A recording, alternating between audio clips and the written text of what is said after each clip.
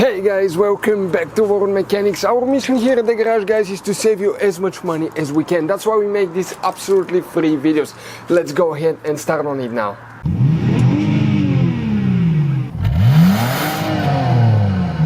So let's start on it now. So the coolant temperature valve actuator fuse, where you can expect to find it, we will demonstrate on this generation Dodge Ram here. Now guys, what you need to do, open the hood, and here once you open the hood, on the driver's side, if we zoom in, you will see your car battery.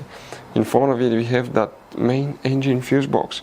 In order to open it, press these two tabs, lift, and underneath you'll find the main engine fuse box with a layout like this one. Before we continue, let's explain quickly why it's always a good idea to test fuses and relays.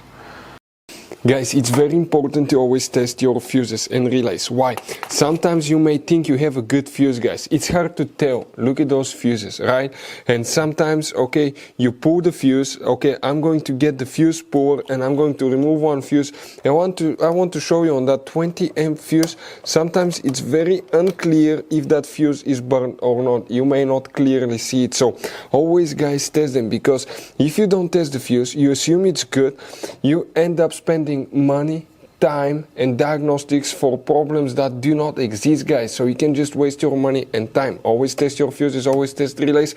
We will put links in the description of the video below where you can find, guys, a video for testing a fuse and testing a relay that will explain everything that you need to do.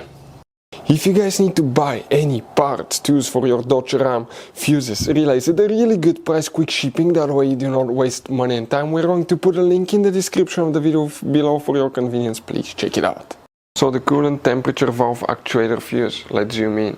By the way, guys, make sure you stay until the end. We want to give you a quick advice so you don't end up being stuck in the middle of nowhere like it happened to us. So here, if we come in that row of fuses, that's 72, 73, 74, 75. Fuse number 75 is the one that you will need to check for the coolant temperature valve actuator.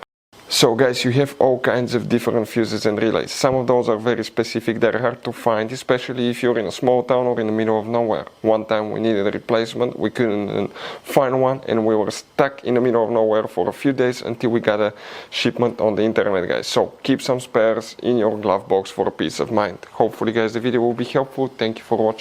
Hopefully, guys, the video was helpful. Please do not forget to comment, like, subscribe. That way we can keep making these absolutely free videos. Guys, we have more than 19,000 free repair videos on our YouTube channels that can, guys, save you thousands of dollars in future repairs. Check them out. Thank you guys for watching and see you next time.